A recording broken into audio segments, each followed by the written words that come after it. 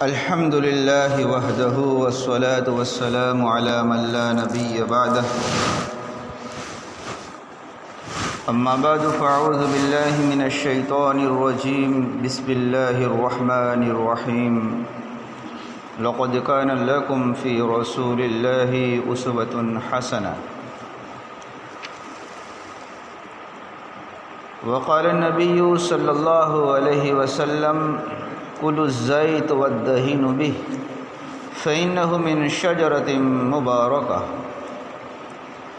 صدق الله العظيم وصدق رسوله النبي الكريم۔ رسول اکرم صلی اللہ علیہ وسلم کی حیات مبارکہ میں سے آپ کے اعمال اور پیاری سنتیں اور سیرت اور طریقے سلسلہ وار جو جمعہ کے بیان میں ہمارے سامنے امام ترمذی رحمۃ اللہ علیہ کی کتاب شمائل سے ذکر ہو رہے ہیں۔ کھانے پینے کا تذکرہ چل رہا ہے۔ اسی سلسلے میں آج کی ایک روایت ہے۔ اس سے پہلے چند روایتیں رسول اکرم صلی اللہ علیہ وسلم کے گھرانے کی فقر و فاقہ کی تنگ دستی کی ذکر کی گئی تھی کہ کیسے قسم پرسی کے عالم میں آپ صلی اللہ علیہ وسلم نے زندگی بسر کی ہے۔ آج کی مجلس میں دو باتوں کی طرف اشارہ کیا گیا ہے۔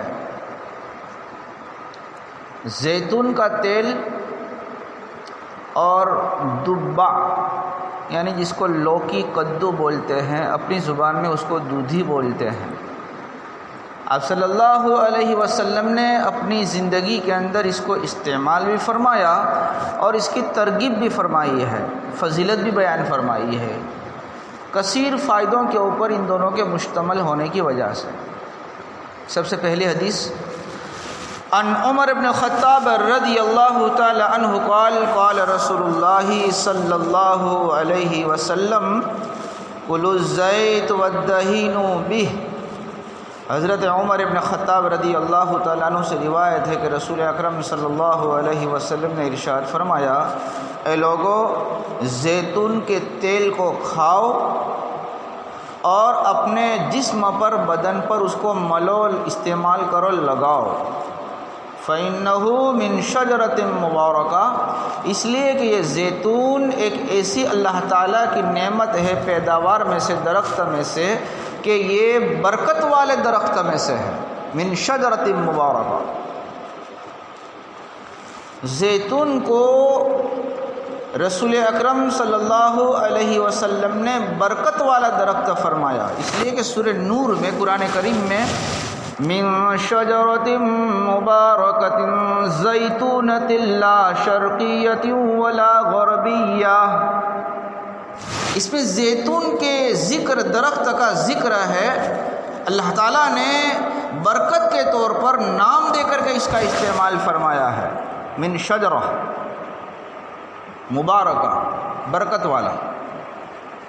اور چونکہ دوسری اس کی وجہ یہ ہے کہ زیتون کا درخت، اس کا تیل استعمال کرنا برکت والا اس لیے بھی ہے کہ قرآن میں اس کا تذکرہ ہے، اور جہاں یہ اگتا ہے، جس زمین کے اندر اس کی پیداوار ہوتی ہے، وہ بھی برکت والی ہے۔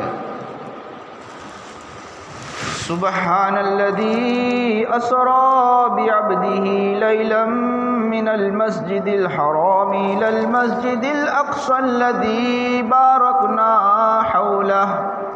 سبحان، معراج کا قصہ ہے۔ رسول اکرم صلی اللہ علیہ وسلم کو اللہ تبارک و تعالیٰ نے مسجد حرام سے بیت المقدس اور بیت المقدس سے ساتوں آسمان تک جو معراج کرائی ہے، الذی بارکنا حولہ فرمایا، وہ بیت المقدس فلسطین کے جس کے ارد گرد کے اندر ہم نے برکت رکھی ہے، تو فلسطین کو، شام کو برکت والا کہا گیا ہے، انبیاء علیہ الصلوۃ والسلام کے مسکن اور مدفن ہونے کی وجہ سے یہ زیتون کا درخت کثرت سے وہاں پر ہوتا ہے۔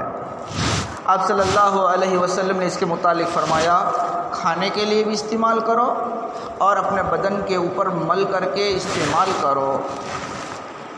حضرت مفتی احمد صاحب خانپوری حفظہ اللہ تعالیٰ اس کے شرح کرتے ہوئے فرماتے ہیں، اس کو برکت والا اس لیے کہا گیا کہ شام کی زمین میں ہوتا ہے اور ابو نعیم نے ایک روایت بیان فرمائی کہ زیتون کے تیل میں 70 بیماریوں سے شفا ہے، 70 بیماریوں سے شفا ہے، 70۔ حضرت عبداللہ ابن عباس رضی اللہ تعالی عنہ فرماتے ہیں کہ زیتون کے درخت کی ہر چیز کام آتی ہے، اس کی جڑ سے لے کر، تنے سے لے کر کے، تھڑ سے لے کر، اس کی ڈالیاں اور اس کے اوپر کا جو پتا ہوتا ہے، پھل اور فروٹ ہوتا ہے، کوئی چیز زیتون کی جو ہے بیکار نہیں جاتی ہے۔ اس کو برکت والا کہا گیا۔ اس کا تیل کھانے میں، اس کا تیل چراغ میں، جیسے پہلے زمانے کے اندر تیل کے چراغ ہوتے تھے تو کھانے میں بھی اس کا تیل استعمال ہوتا ہے، چراغ کے اندر شمع موم بتی جلانے بھی اس کا تیل استعمال ہوتا ہے۔ کوئی درد، ساندھے کا، جوڑ کا درد ہو یا اس کے علاوہ کوئی تھکن لگی ہوئی ہو تو اس کی مالش کر دیا جائے، بدن پر لگا دیا جائے تو بہت جلد آرام مل جاتا ہے۔ اس کے پھل بھی کھانے کے کام آتے ہیں۔ زیتون کے درخت کی عمر دوسرے درختوں کے مقابلے میں بہت بڑی ہوتی ہے، 40 سال کے بعد تو پھل لاتا ہے یہ، 40 سال کے بعد، اور 1000 سے زیادہ اس کی عام طور پر عمر ہوتی ہے۔ ان تمام فائدوں کی وجہ سے اس درخت کو، زیتون کو، برکت والا کہا گیا ہے۔ ایسی چیزوں کو سنت کی نیت سے ہمارے گھروں میں بسانا چاہیے، جیسے کھجور ہے، شہد ہے، یہ زیتون ہے، سرکہ ہے، یوں اپنی روزمرہ کی زندگی کے اندر کام آنے کے لیے، کھانے پینے کے لیے استعمال کرتا ہی کرتا، لیکن اس لیے میں اس کو اپنے گھر میں رکھتا ہوں کہ رسول اکرم صلی اللہ علیہ وسلم نے ترغیب دی ہے تو سنت کا بھی ثواب ملے گا اور اس کے ساتھ کے اندر یہ فائدے بھی ہوں گے۔ چند روایتیں کدو کے متعلق۔ عن انس بن مالک رضی اللہ تعالی عنہ قال کان النبی صلی اللہ علیہ وسلم یعجبہ الدب فأوتی بطعام او دوی له فجعلت اتتبعه وأضعه بین یدی لما اعلم انہ یحبہ۔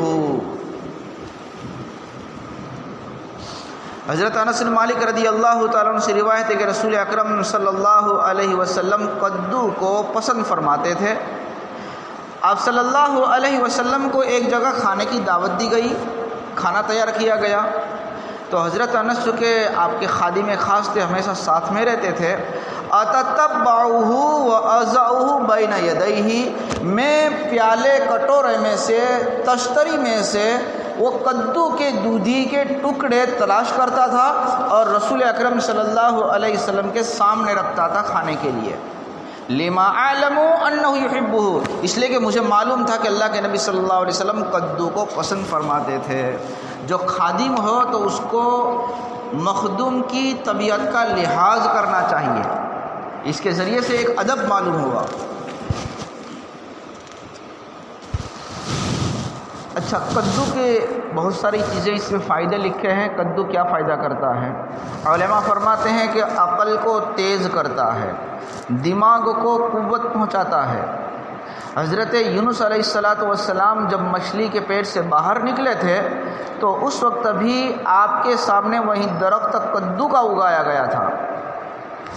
قرآن کریم کے اندر سورہ یونس میں، سورہ صافات میں، الگ الگ جگہ کے اندر، سورہ نون والقلم کے اندر حضرت یونس علیہ السلام کا تذکرہ ہے۔ فلولا انہ کان من المسبحین للبث فی بطنہ الی یوم یبعثون۔ اگر یونس علیہ السلام مچھلی کے پیٹ کے اندر وہ تسبیح نہ پڑھتے جس کا ہم نے الہام کیا تھا، فنادى في الظلمات لا إله إلا أنت سبحانك إني كنت من الظالمين۔ سمندر کا اندھیرا، مچھلی کے پیٹ کا اندھیرا، رات کا اندھیرا، 3 اندھیریوں کے اندر حضرت یونس نے اللہ تعالیٰ کو پکارا۔ فنادى في الظلمات لا إله إلا أنت سبحانك إني كنت من الظالمين۔ یہ اسم اعظم ہے، اسم اعظم۔ کوئی بھی پریشانی ہو، غم ہو، ٹینشن ہو، اگر اس کو متعدد مقدار کے اندر اس کو پڑھا جاتا ہے تو اللہ تبارک و تعالیٰ ان کی پریشانیوں کو دور فرماتے ہیں۔ اللہ تعالیٰ فرماتے کہ مچھلی کے پیٹ میں اگر یہ یونس علیہ السلام دعا نہ پڑھتے تو للبث فی بطنہ الی یوم یبعثون، قیامت تک حضرت یونس علیہ السلام کو ہم مچھلی کے پیٹ کے اندر رکھتے ہیں، لیکن یہ دعا پڑھی فَنَبَذْنَاهُ بِالْأَرَاءِ، کنارے کے اوپر چٹیل میدان پر حضرت یونس علیہ السلام کو مچھلی نے نگل دیا، وَهُوَ مَذْمُومٌ وَهُوَ سَقِيمٌ، بالکل نڈھال ہو چکے تھے بیمار کی طرح، اتنے دن مچھلی کے پیٹ میں رہنے کی وجہ سے۔ وَأَنبَتْنَاهُ مِن شَجَرَةٍ مِّن يَقْطِينٍ، اور ہم نے اس کے اوپر ایک یقطین کا درخت اگا دیا، وَأَنبَتْنَاهُ، اگایا ہم نے، من شجرۃ من یقطین، یقطین کا درخت۔ یقطین کیا ہے؟ مفسر نے فرمایا ہے کہ یہی بیلدار درخت کدو کا درخت تھا، اس کے کھانے کے ذریعے سے جلدی شفا ہو گئی، طاقت ہو گئی، اور یونس علیہ السلام صحت یاب ہو گئے۔ معلوم ہوا کہ کدو کے لوکی کے کھانے کے اندر بے شمار فائدے ہیں، انبیاء علیہ السلام نے اس کو استعمال فرمایا ہے۔ ایک دوسری روایت حضرت جابر، حکیم ابن جابر رضی اللہ تعالیٰ عنہ سے روایت ہے، فرماتے ہیں دخلت علی النبی صلی اللہ علیہ وسلم فرأیت عنده الدب یقطع، حضرت حکیم ابن جابر فرماتے ہیں کہ رسول اکرم صلی اللہ علیہ وسلم کے گھر میں تشریف میں پہنچا، میں نے دیکھا کہ آپ صلی اللہ علیہ وسلم کے دسترخوان کے اوپر کدو ہے، لوکی ہے، جس کے ٹکڑے کیے جا رہے ہیں، کھانا پکانے کے لیے کدو کاٹا جا رہا تھا۔ فقلت ما ھذا، حضرت حکیم ابن حزام نے، حضرت حکیم ابن جابر نے فرمایا کہ یہ کیا ہے جو جس کے ٹکڑے کیے جا رہے ہیں، جس کو کاٹا جا رہا ہے؟ قال نکثر به طعامنا، تو جواب میں یہ ارشاد ہوا یہ وہ کدو ہے جس کے ذریعے سے ہم اپنے شوربے سالن کو زیادہ کرتے ہیں۔ ہم کھانے کے لیے تھوڑا سا گوشت موصول ہوا، میسر ہوا، اچانک 2-3 مہمان آ گئے، اب گوشت کہاں سے لائیں گے؟ تو رسول اکرم صلی اللہ علیہ وسلم نے پیارا طریقہ ارشاد فرمایا، عام لوگوں کو روٹی وغیرہ شوربے کے بغیر ہضم نہیں ہوتی، کھانے کی عادت ہے، تو سالن زیادہ کرنے کے لیے اچھا طریقہ ہے اس میں پانی زیادہ ڈال دو اور اس میں کدو ڈال دو، تو اس کے ذریعے سے تمہارا سالن جو ہے 5-6 آدمی کے بجائے زیادہ کو استعمال ہونے کے لیے آسانی کے ساتھ کے اندر سب کا ہو جائے گا۔ ھذا نکثر بہ، یہ وہ چیز ہے کدو جس کے ذریعے سے ہم اپنے سالن کو، شوربے کو زیادہ کرتے ہیں، 5 آدمی کا کھانا 10 کو استعمال کرنے کے لیے کافی ہو جاتا ہے، یہ طریقہ ہے۔ یہ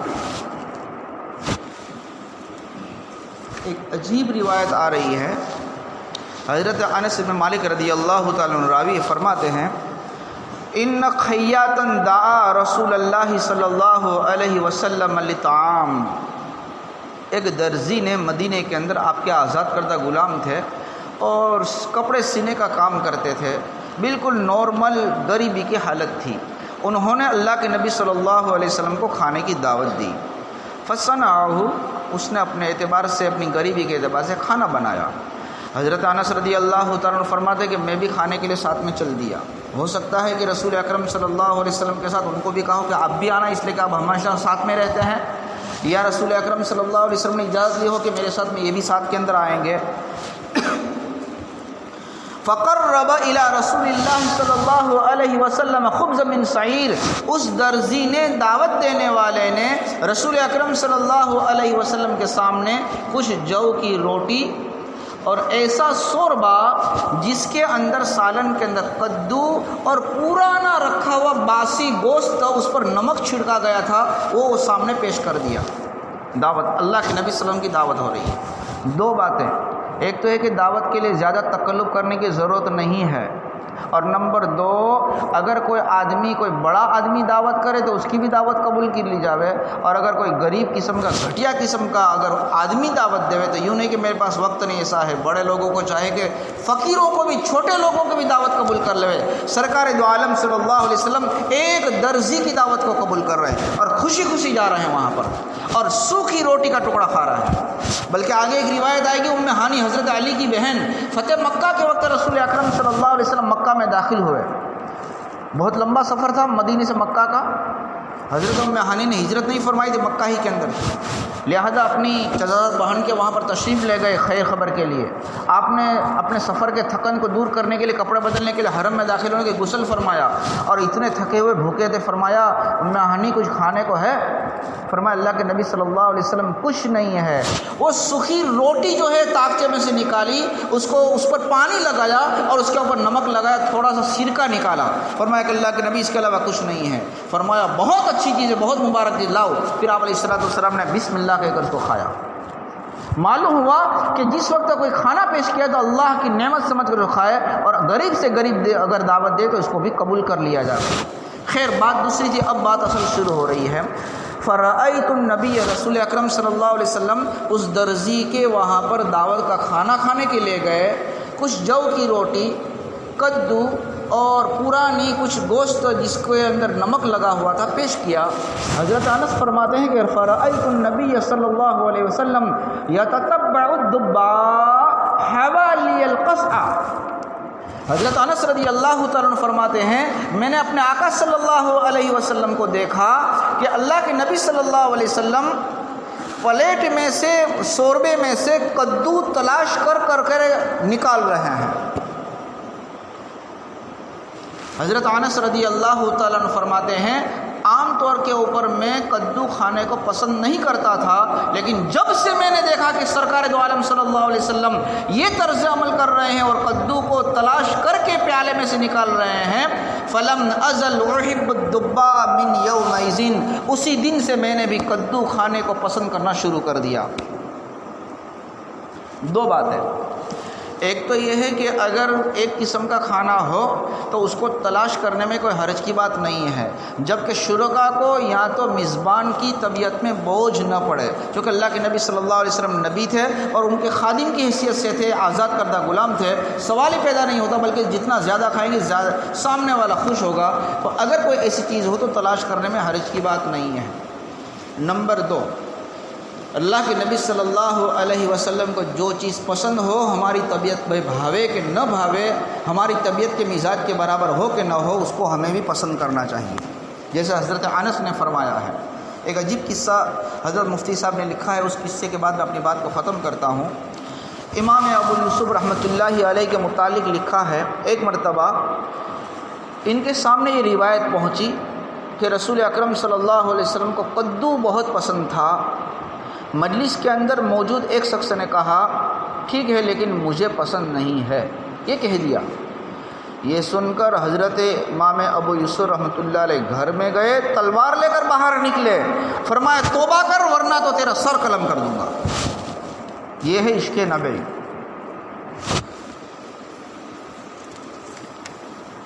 چند روایتیں انشاءاللہ رمضان کے متعلق یا پھر سوچیں گے، اللہ تعالیٰ ان باتوں پر عمل کرنے کی توفیق نصیب فرمائے۔ وآخر دعوانا ان الحمد للہ رب العالمین۔